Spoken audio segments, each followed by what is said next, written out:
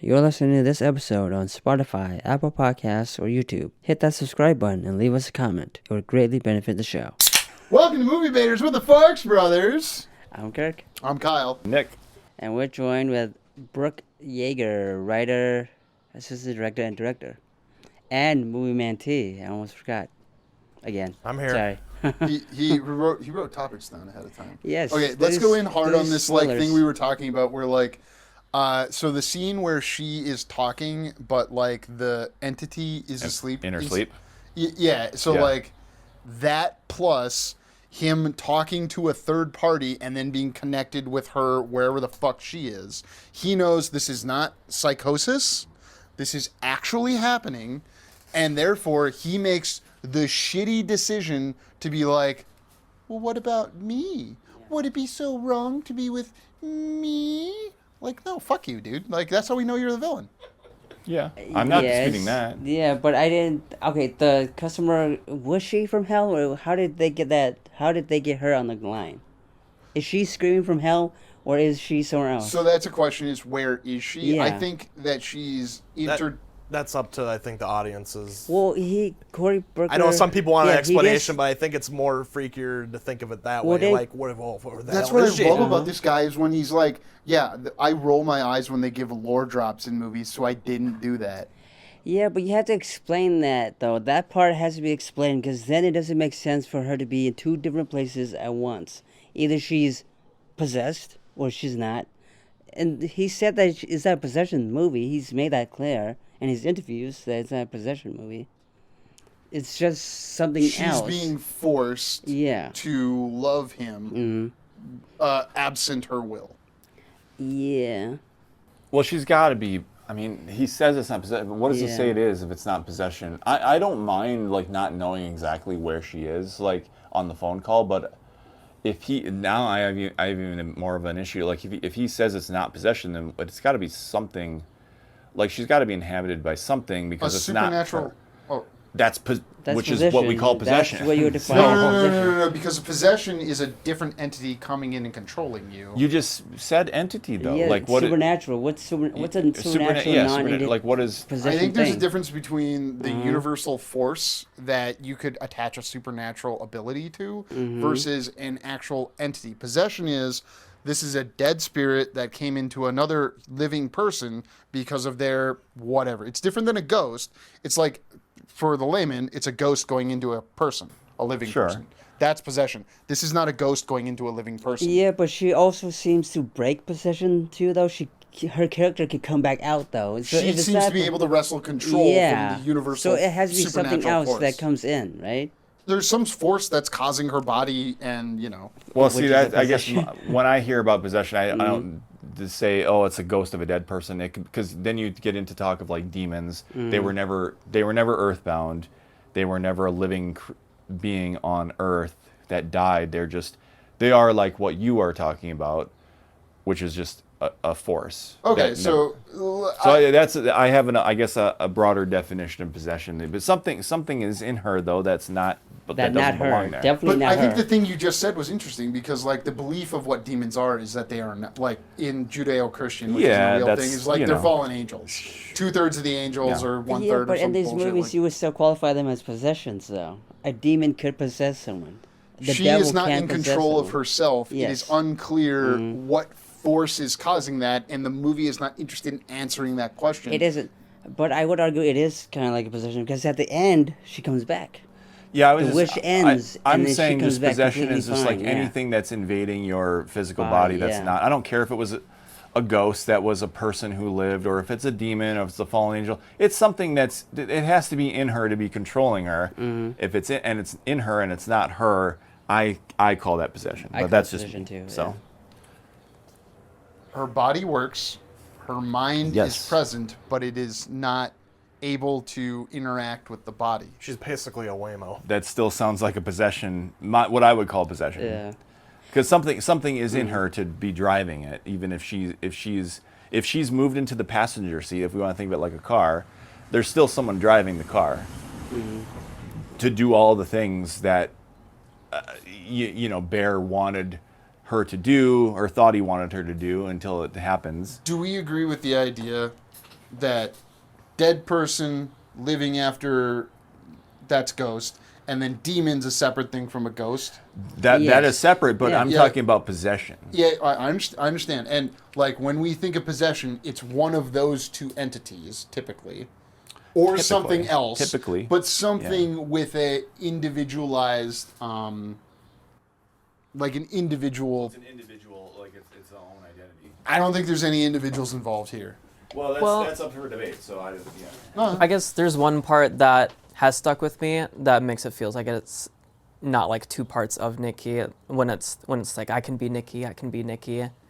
Oh. Like to me, that's something trying to mimic her in her car basically. When you're using the car analogy, it's like this isn't Nikki driving the car, but it can be Nikki driving the car. That's like to me, it's this thing that is trying to mimic Nikki, and Nikki just has to watch.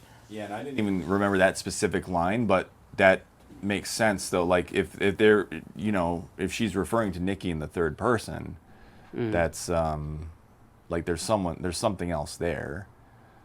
Whether it's some like universal, I think you're arguing like some universal thing. It's not a specific entity that is individualized either as a supernatural thing like a demon. No. And it's not a dead person that's Yeah, I don't think it's a neither of ghost. those things. No, I'm not arguing whether or not I'm just arguing it is a possession. I'm not Yes. arguing if it's an entity or Yeah. something. We don't It care what is- the yeah, entity is. I don't care if it has a name. I don't care, but it is. Obviously, a I can't possession. argue what Yeah. possession means to Curry Barker, but I think we all agree It's a some possession. individualized thing is not taking her over. It is some other non-identified force. Sure. Okay. So for us, we don't know whether it's Yeah. an individual or where it comes from, and I don't care that we don't know. I'm just saying there's something else in her. That's not her. Because the body is still operating, and it is operating not in how we conceive identity of somebody inside, individual identity within. I believe to some degree, who I am is separate than my body. Yes. Sure, but we know it's not her, though. I mean, if we're ruling out psychosis, then we know it's not her talking about herself in the third person. It's got to be something else. Whether that's, I don't care if it's an entity that it has its own individual identity that is only currently occupying this one, but something else is in I'll her. compare. Here's why I think this is elevated horror is because I'll try to compare this to like gender dynamics and all this bullshit. Not bullshit, but like it's not like an evil thing. Like it's not like a one thing. It's like the way the world is kind of thing. And there's in this world, you're supposed to believe that wishes can happen. Okay, I don't believe that, and it would take a lot to get me there. I walked into the movie going, okay, the premise is something with a wish, a monkey's paw, or that is Yeah, that the it because is- that's the it is like a monkey's 100-year-old paw story thing. that Yeah. first originated this idea, where if you Yeah, be careful what you wish for, sort of thing. Yeah. Yeah, but does the wish go wrong? It technically doesn't go wrong. She does exactly what he wants the wish to do. Be very obsessed with me, be in love with me. It doesn't go wrong. She just acts like a different person. That's the only thing that goes wrong with the wish. to try and hit on the thing as to why I feel this is elevated Mm-hmm. horror is that I feel like it's because it's not an individualized thing. It's a universalist identity thing. We don't know that for sure, though. We Like a specifically know obsessive we girlfriend? know that we don't have an identity to what is controlling Nikki. That is not what we would Yes, consider but- Nikki's consciousness. Yes, but we know we have examples of obsessive boyfriends or girlfriends or how they would act. They're crazy. They go too far. They act out. So how is that more elevated? What I find elevated is that it's possible there are forces that are not individualized. They're just a force, for the lack of a better thing. And I almost wore a Star Wars shirt, so I'm sort of chagrined to even use that word. But like, that's why I'm using like gender standards or something like this. Like if we saw a female comporting themselves in a certain way for a man, we might say, well, it's not like she's possessed. It's just the external forces of what our societal gender constructs are as to why she's acting that way. And you wouldn't say that's possession. You would say that's institutional something that's causing this where it's not, supposed to be that way. So you're saying like she's supposed to be, because the worldview is she's supposed to be this great girlfriend to him then? Is that what you're trying to imply here? Because if it's not a possession, if it's just her trying to be obsessed with him, is it just like the world telling you, hey, you should be this way.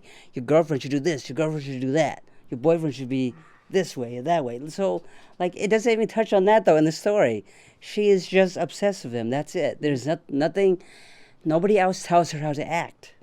It's just the wish. Did you buy that this was an individual acting in the way as what they saw as, how can I be with this person? How can I be with this person specifically? Doesn't he correct her actions though when she does the messed up stuff? Yeah, like he the tells her cat, to not do that. and then feeds him the cat later. I don't understand. Well, what about that? Why doesn't she realize now that I shouldn't do this thing with the cat? Why does the cat come back? Universal force, as I keep calling it, because I don't know what to call it, is like, I think it would be hard if you're looking like what the aliens came down here and saw the big thing walking around with the small thing, and the big thing picks up the small thing's poop. You might think the big thing isn't in charge. The little thing that's having its poops picked up by the big thing isn't. Yeah. So you don't really understand, like, from a universalist force, like humans' relationship to pets versus humans' relationship to the animals they consume. I'm gonna make this a little bit grosser. Cool. Can we argue that maybe the thing is too childlike? Like, it has to be told, hey, don't do that. Don't give me dead cat. Don't bring the cat out of the trash. Don't do this. Is it a lot grosser? That kind of goes into my societal construct theory of, like, we construct forces around. Yeah, but I came up with that, not the movie, though. Well, it's something you're reflecting on that the movie caused you to reflect on, which is but it doesn't say it outright, though. What? It doesn't say it outright, though. Yeah, we don't want midichlorians. That might have been one of the reasons why I felt like it was, where it just seemed to me like they were just going down a list of, like, here are all the annoying things that your girlfriend might do, but let's do her because of the childlike nature of the things, like, like peeing on the floor and like shitting, and like stuff that goes beyond being obsessed with someone. That's a totally. There's another reason why it's not elevated. Some of this stuff doesn't make sense. Why does she wait there, defecate on the floor, and she also throws up too, right? My theory on why she, she has stuff in her mouth. Yeah, so. Because he told her to stay there. No, it's because she accomplished. Because the goal was accomplished. No, the wish. You can never. If the goal is accomplished, wouldn't that negate the wish? The wish is always there. You always have to be obsessed with them. Once you're, I am with the person that the stick told me to be with, and I'm now with them, and now I'm just turning off until they come back. Then why did she kill Sarah? Because Sarah is competing with her for the love of the person. So the wish isn't complete then. The job isn't done. No, it's just like, it's like if you tell your computer to do something, it'll do that till you tell it to do something else. That's how I looked at it. But he'll never tell it to do something. He doesn't have a second wish. The entity can only do one thing: be obsessed and be in love with the main character. So by staying there, why does the entity decide to stay there? Well, the thing that is whatever force is controlling Nikki doesn't have another objective. You haven't given the computer another command, so it just stops. Yes. And so then why leave the house? So why leave the house and go kill Sarah? Well, because I get duct taping the door. Entity, like, she followed him, and it seems like he's going to get with another girl, and we walk into the situation assuming he might like her because even Nikki thought that. Nikki asks about that. I still don't know whether or not she actually friend-zoned him. Because that's a theory, but we don't know. Like, do you think she for sure friend-zoned him? Yeah, well, we have to argue whether or not she wrote the poem that she mentions during the party. Did she write that before she was taken possession of or after? Damn, that's a great question. Because I think if she was written before, then maybe, she thinks of him as a brother, and you definitely don't want this. But if she wrote it after, well, I mean, she still sees him as a brother either way, right? Well, she may Even have before, said, yeah. like, you could feel like someone's family and still have romantic Yeah. thoughts. I don't want to. But you try wouldn't and go that dissect graphic that. detail, though. Um, You mean you're talking about when The she's Hansel at? and Gretel, the Hansel and Gretel story that she says to that room. Yep. Yeah, I think that's a pretty big sign that, he definitely was in the friend zone. She definitely thought of him as a brother. You're saying if Yeah. that was written before. Would it matter if it was written after, though? Brook, you're the guest. I gotta pivot to you. Where are you at with all of this? The entity, the friend zoning. You can take whatever you want. And Oh yeah, I mean, I definitely am. Yeah, under the idea that there is something that is pushing her out of like the driver's seat. I like that analogy. Yeah. I think that's always a good one. And then I guess that is a very interesting that you brought up with like the poem, because I always took it. I mean, when I watched it, I took it as that was kind of that possessed state. Is like, I love you so much. This is how much I love you. But that is a very interesting thing that you brought up, like the friend zone thing, because I haven't thought about that scene other than that. I think that was one of my favorite moments in the film, was that poem.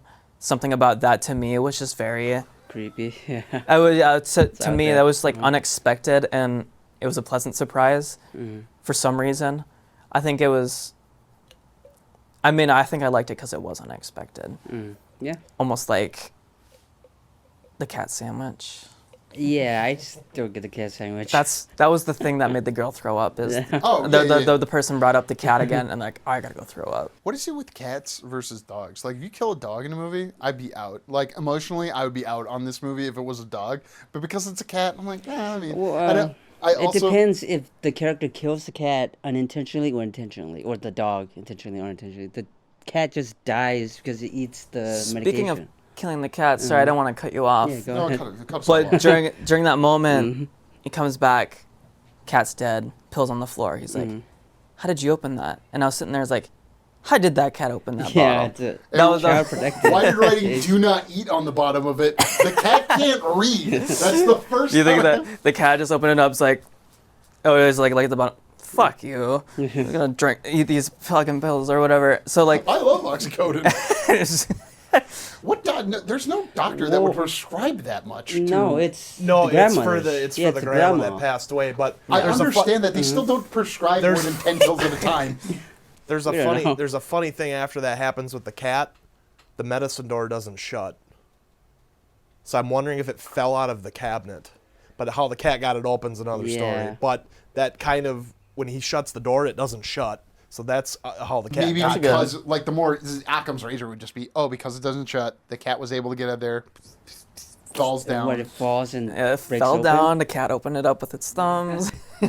I have trouble getting my thyroid medication open every That's what morning. I said so it's yesterday like, to my what- friends. Maybe grandma wasn't worried about people stealing her meds and was just putting the cat back on and not, I just know. like- They Sure. could have just had the cat die of something Something totally else, without yeah. medication. It would have been a lot cleaner. But Then how are you supposed to know he's gonna kill himself with his grandma's meds at the end? oh, they yeah, can tee huh? that up separately. They can still tee that up No, it's a separately. very convenient screenwriting thing. It was very, chef kiss on that. Convenience not always the right choice And for not elevated. screenwriting. In fact, it's often the worst choice. Not convenient. You're taking convenience to mean like the protagonist finds a thing that solves his problem.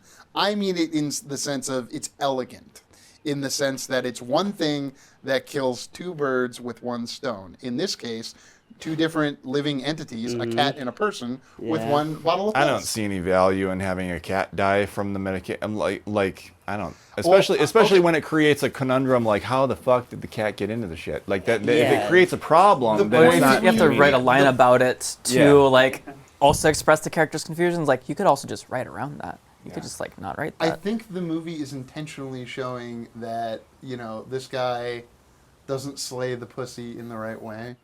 He has inadvertently I keep his genuinely grandma's think pills it's- open. I think it's like a dirty joke, to be quite honest with you. And if it is, if like Curry Barker, you get him, or whatever to go. Okay, so is the dead cat like a joke about how this guy No, can't eat it's pussy? just- But he can when he eats the sandwich. So no, it's He's just eating his the character. pussy That then. Because it's a metaphor for how he gets Nikki. Sorry. No, it's not a metaphor how he gets Nikki. It's his character. He's a shitty pet owner. He would be a shitty boyfriend.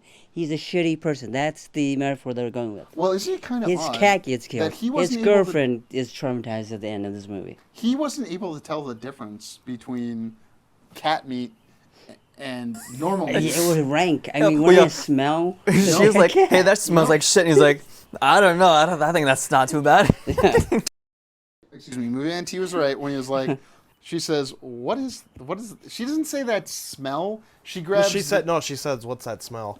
And he didn't smell it. I watched it last night. But the point is that the point of whatever she says It's there, hard to hear because she says it quick and it's the audio is in the background. You can hear it's one of those. It's like I don't know what you would call that, where it's the audio's in the background. They did that when the cat when Nikki first lays the cat out. The dialogue kind of faded under the music. I'm like, what? That's a weird choice, but whatever. because she's saying, "Hey, I put the cat out," And it's like, she thought she was on the whatever Nikki is there thinks that this is honoring the cat by creating the. Yeah, but I'm talking about how the dialogue, they deliberately, unless someone really fucked up, they deliberately had their dialogue fade out. You couldn't make out their words. I think it's a choice to. I think it's a they want choice. you to see it, not hear it.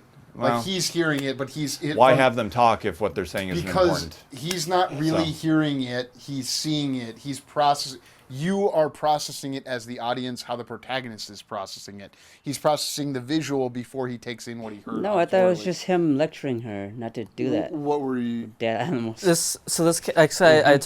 I was told you that my friends and I talked about this a little bit yesterday, and one of the things that came up is when my friends was completely out of it when he saw the cat shrine. He was like, at that point, when are you just like ditching that relationship? So that happened to you in real life. You're out of there. Yeah, well, and then my other question, because like, at what point is that not believable? But then also like, I also had a question is like, because they thought that the cat meat thing could have been like a later, like in the story, kind of like reason to be like, okay, this is really fucked up. Do you think having both of those cat things happen? Yeah. And I guess I forgot when he's like, oh, this might not be Nikki. Like I forgot what point that is in the film. It's It's like after the cat memorial. Oh, it's the dinner. It's after the montage. They're having the dinner, and then he brings this up to her, and then she freaks out, right? Yeah, well, and he's still coming from the perspective of she was on Molly that night, but she's still into me. Her dad's dying. Maybe he's not dying. No, and then he convinces himself maybe he is really sick. And then there's like it's up into the moment that he realizes like, oh, there's some like larger forces at play here. Is like, at what point? Because I feel like earlier in the film there would be a point where it's like, I don't know if I can do this, or like I could think there's something else going on. Like I guess there was the psychosis sort of like thought thing going on, I believe, from the plot. His psychosis? No, like hers. Nikki, like if she's like going under drugs. something more deep, like psychologically, but then he realizes that it's more of a supernatural thing. And I guess at what point is that introduced too late? Is it a supernatural thing? I mean, the phone call, you saw yesterday how late into the movie was the phone call with the customer service. It's a little past the midpoint, I think. Yeah. Well, the phone call comes right before he goes in, after he's eaten some of the cat meat, and before he realizes, oh, she just shat and peed herself the whole time. Just she screensaver moded right here, and her screensaver is brown, yellow, and vomit. Okay, I mean, even in that, I don't know, like a normal person, the cat thing, sure. But maybe taking a shit right where you are, that's probably my out. And see, I only bring that up because that was my friend's like point of like, I don't believe this anymore, and I can't suspend my disbelief.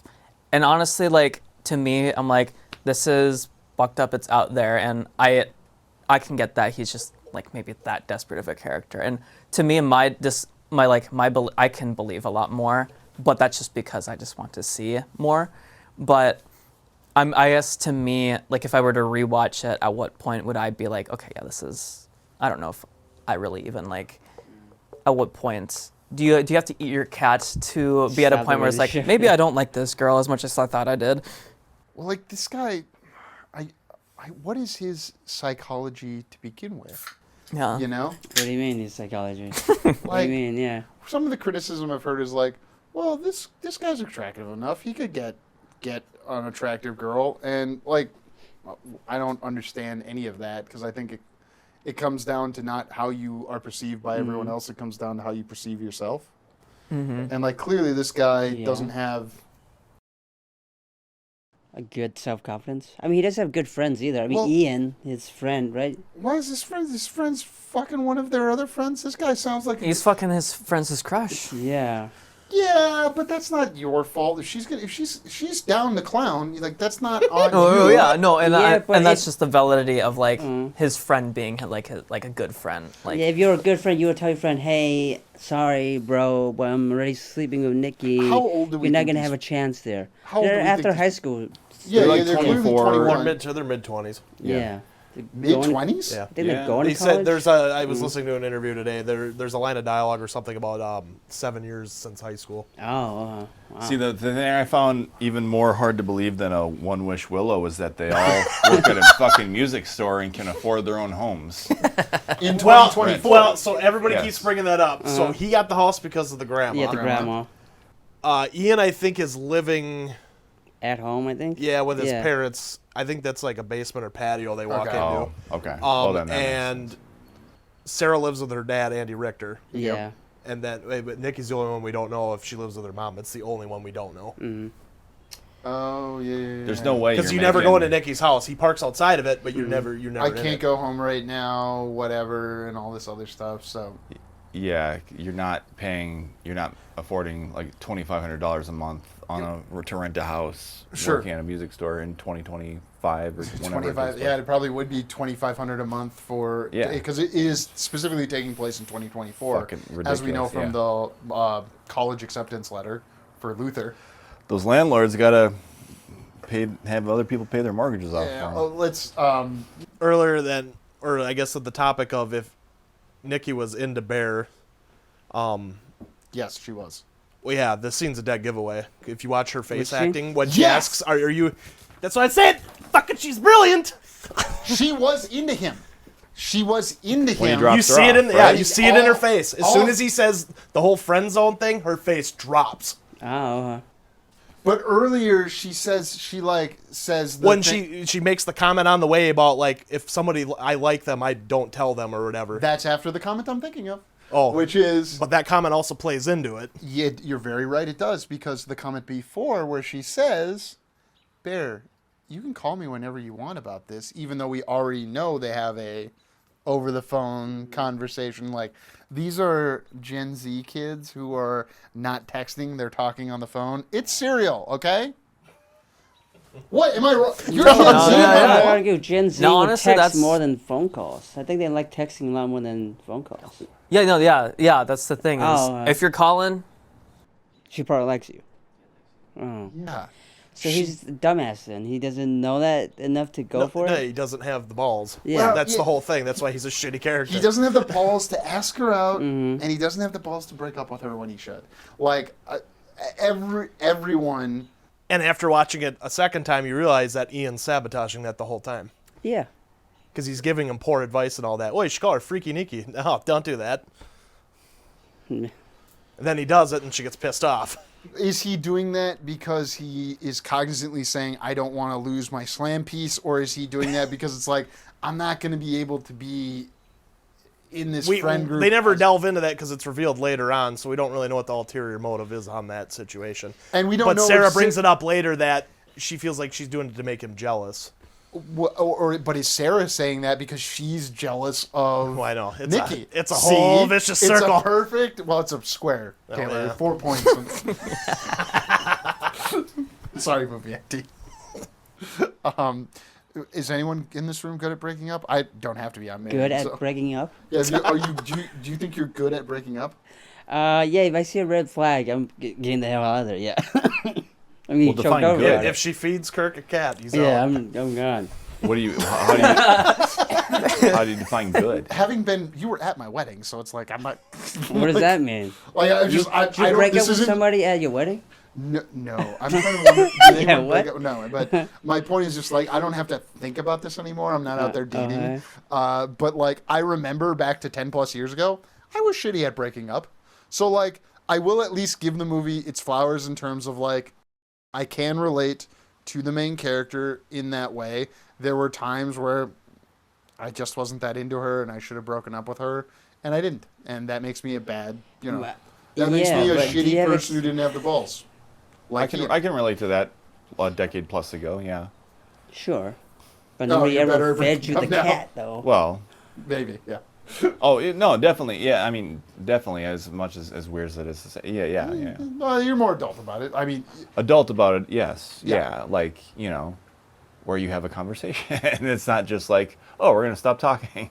It's not, That was the dumbest thing of that Guardian thing, I think, you guys. I told you you've entered a group chat. I'm really sorry. In our group chat earlier, I sent the Guardian has been doing. It only has 2 episodes out about like the global dating crisis, and I think like that's why this movie's meeting the moment is because people aren't hooking up as much, or not hooking up. Well, that's true too, but people also aren't forming relationships, getting married, and like I think a lot of that could be put right next to Nick's earlier point that first-time homebuyers are 40. I don't think it's because of the guy that happens to own 3 or 4 properties. I think it's the institutional investors that are doing that. It is, but I can still shit on the ones who like I want to buy if you want an investment, buy stocks. People don't live in stocks. Buy as many stocks as you want. If you had listen, man, because the only way you're making money off of it is by charging more than what it would cost a person to own on their own if they owned it on their you're inflating the price of that thing so that you can turn a profit on it, and it's something that somebody needs to survive. Whereas a stock is not that. Capitalism is the best of worse options. That's why I can suck my dick. Again, this is why it's not as clever or as elevated horror. You have a wish, something external doing this. It's not a metaphor for the manosphere or the incels or the dating scene. It's not. I don't think it is, because you have this wish. He gets exactly what he wants. He's just not happy about it. It's not that he's having trouble dating. Sure, he gets bad advice from Ian. Sure. But he could have dated Sarah if he wasn't so obsessed with Nikki. He had options. But I don't think it comments on the terrible dating scenario that the world is going through right now. We got to know Sarah more because we only got to know Nikki for a very short time before she wasn't Nikki anymore. Dude, Nikki's the best, okay? Like, she pays for the drinks, she cares, she has, like, she was the best. She got Riz. She's manic pixie girl all over the place, unfortunately. But that isn't that also kind of like a not too far removed from like the incel who just wants someone to be obsessed. Like, people have this idea of like the manic pixie dream girl as like an archetype that guys go for because they really like that girl, or because it makes them feel a certain way about themselves. I think movies have convinced them that that's the way it could/should be because we've constructed realities from ourselves off of fake shit. That's kind of exactly what I'm saying. I don't care whether it came from movies or not, but like I'm trying to agree with you. That's like is that really authentic? Am I supposed to, like, I never got to know Nikki. Yeah, she seemed cool, but like, I mean, we got to know Sarah way more than Nikki. And I'm curious, because if I were to rewatch it, I'd look back to the place, because Nikki is a writer that we know of, and I'm curious to hear Bear's response about that, because I, as someone who is like, write stuff, someone that would be interested in me would ask more about that. They'd be a little more invested in something like that. And I'd be curious if he actually cares about what she's doing and what she's writing, what she's creating, or if he's just obsessed with the image of her, like we were talking about archetypes. He brings that up in the car ride taking her home. Does he? Was he? Because he asks her, "Are you still writing? You're really good at it." But it's because she's going to leave the store, which affects him that's directly. what triggers that conversation. So he's like, can't you? He tries to solve her problem by going, well, can't you just keep writing while you're there? And she talks about, no, I'm not feeling appreciated, and I need to make a change in my life. And one of the things I'd point out is that only the women in this movie, the 2, female characters, have goals and aspirations. Yeah. It doesn't seem like other than being with Nikki, Yeah, and neither of those other guys are like, I want $1 billion. Right. That shit killed me.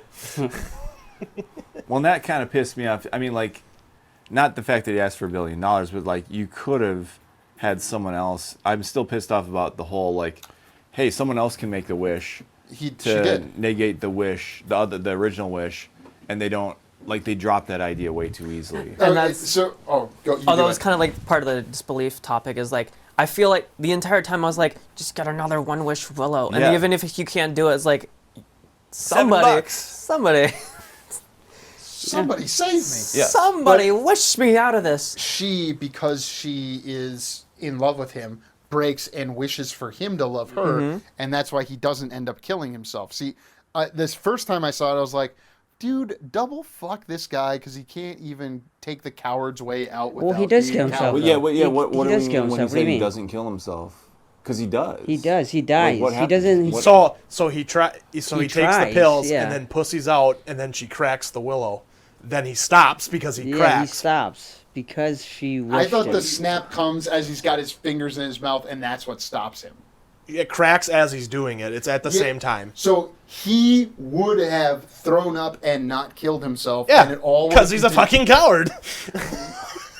Okay, but I still don't see how that really changes much. Yeah, because we're she starting made it. the wish to count, like it subverted your expectations. You thought the solution could be, and like kind of we all did. Why don't you It's just not a break? solution. It's what happens in the movie. Excuse me. No. You thought the solution would be to negate the wish. The opposite of negating it would be, what if we both were just in love with each other? Which was his original idea. He kind of gets back to, but because he'd taken the oxycodone or whatever he did to kill himself. The solution would have been kill yourself. He should have killed himself and freed her from this We have possession. that from the beginning, which is Yeah. fun. And I don't know. How do we know that that's what she wished for? Because Well, he because stops you see it in the killing next scene. himself, That's yeah. the funniest scene in the movie is when they're doing the Hallmark look at each other and they're all Yeah. being giggly. It's the funniest shit ever. He's clearly in love with her. Like, why won't you just love me as much? Like, she clearly had to have wished. And it makes sense logically that she would have wished for him to love her like how she loves him, she thinks. Okay, but this must have happened before. When did this happen? Because it's all very quick when he takes the pills. He's and taking the then- pills and he's thinking about it, and then he grabs the trash can. He's trying to shove his hand But down you his hear throat. the snap. And You then don't you hear hear the the snap, wish. yeah. You definitely hear the snap. Yeah, you hear the And then he stops or whatever midway. the sound is. Oh, yeah, because it makes a noise. You see, yeah. Okay, but I don't remember seeing him act like in between him. It's when he comes out of the bathroom. They're giving like the Hallmark Yeah, as lovey he's taking dovey. his fingers out of his mouth. And Okay. now that I understood what was happening, it's like, oh, he's feeling elation. He went from, oh, fuck, I don't want to die, to, I'm so in love with her. He's Twitter-pated. Oh, because I just read it as that he's a big pussy again, and he couldn't bring himself to Oh, kill he is. himself because he's We a were selfish. distracted with our thoughts. We weren't with the movie. We were in our heads. Well, they could have used maybe more than a sound effect from another room. Why? Like it wouldn't hurt if that's really what you're trying to convey. Why hide it? but it's, again, why the second viewing, I was like, oh, the reason we're I fading kind out... of like we don't see it. I like it with that as a sound effect. We're fading out her dialogue while she's explaining why she made the cat memorial to just show me the cat memorial. Don't have her explain. I actually don't want to hear it. Not to sidebar this, but I thought that was clever before that happens. She's talking about breaking up with him. Yeah, Would she that does have actually mention happened, that, or do yeah. you think she was using that as a She tactic? was saying She's that using she that was using tactic. any tactic, I think, Okay. to try To and get him out of the That's what I bathroom. was thinking. Mm-hmm. Because it's like, we should maybe break up, take Absence a break. makes the heart grow fonder is a strategy. Well, sorry guys, we have to wrap up. Any last thoughts on obsession? Obsession. I don't know, we have to make it quick, don't we? Well, what do you Yeah, go have? ahead. That, like, we can leave the audience wondering more, and maybe they'll talk about it in the parking lot. What would you wish with the one wish willow? $1 billion, probably. That's what I was thinking. Because like, how could that go wrong? They just would fall down for a bit and then be done. Then I'll use that for like fun money. Well, Maybe I won't Yeah. do $1 billion because that takes up a lot of space. I can live Yeah. modestly and just do like maybe a couple $1 million. Or maybe I never have to pay anything ever again. Pay for anything? Oh, you get out Yeah. over that physical commodity that's right in front of you. We were on the end topic, and I was going to bring that up. Did Barker choose the right ending because he shot both? where they Where she both died? shoots herself. Well, this is. I think that's better. the predictable ending because that's what we're expecting she's going to do. Yeah, I would agree that this what we got is better than that. I just would have liked, I don't know, I a little more subversion of what we were told, because it in the end, regardless of like hearing the stick break and then her own wish, like it doesn't really impact anything. It doesn't really change the outcome. He still died. Like he's told on the customer service phone call that the solution is to die. And that's exactly what happens at the end. So I would have liked some subversion. I would have liked to, you know what? I would have liked to, 'cause I don't think the extra little twist of like, oh, he almost would have, he would have survived if she didn't do he would have thrown up the pills and survived. That's its own little twist. I don't think that's a twist enough compared to like what we're laid out, you know what I mean? Like, I would have actually liked to have seen that happen. Well, no. Having the twist of like, oh, he almost survived. If she hadn't broken the stick, if she'd done it like 10 seconds later, he would have already thrown up the pills and survived. You're subverting this thing that was laid out earlier, and what was laid out earlier was that he has to die, and that's exactly what happened. So having the little twist at the end doesn't mean much to me. I do think it's a more interesting ending potentially if it's they're both alive and they both have been wished into loving each other more than they I would like that more. I would like that more. You've convinced, because originally you and I had another ending when we thought it was one way that I potentially would be better. I agree with Movie Man T, and I don't. Do you feel the other way it would have been better if they Romeo and Julieted? No, I like the ending we got. Yeah. Okay. Brooke? I just felt really bad for Nikki at the end of the ending that we got. Yeah. It's like, you're fucked. No matter what happens there. The next day. Yeah, I was like, cause like maybe you could play it off that, you know, Bear did all that because she has like those like marks on his face. But at the end of the day, it's like, you're going to be psychologically fucked for the rest of your life. Because it's so apparent that she's witnessed everything that just happened. All of her friends are dead. Everyone's probably think that she killed them. That even like, I just feel so bad for her, and like maybe like a lover's end would be kind of more of like a bittersweet sort of thing. Because now I just like, what do you do at that point? And that's one thing that to me has stuck with me is like, what do you do after that? And that's what makes a good ending, is leaving it to the audience to like really just think about it. Because if it is a lover's ending, then you can kind of like, you have a better assumption. But with like the solo Nikki ending, it's like, I can't even imagine what happens next. I want to leave the audience with debates they can have with themselves. Would we want to see something other than the Wish Willow in another installment of something in this universe? Would we want to see someone else make a wish, or would we want to see what happens to Nikki next, or some combination of all three? Because they show you on that shelf there are other things. There's a voodoo doll, for example. There's like, would we want to see something not the Wish Willow again? Or, yes, we want to see the Wish Willow again, but not with Nikki. Or, I want to see what the fuck happens to Nikki after that. See, those are three different paths. Yeah. And I think we'll leave it to the audience to debate that. Wait, do you have an answer? Oh, I was going to say, I would prefer, because, you know, you have two of those options are very, you know, connected to the movie. Mm-hmm. I'd almost prefer the one where it's not having to do with Nikki, not doing with the Willow.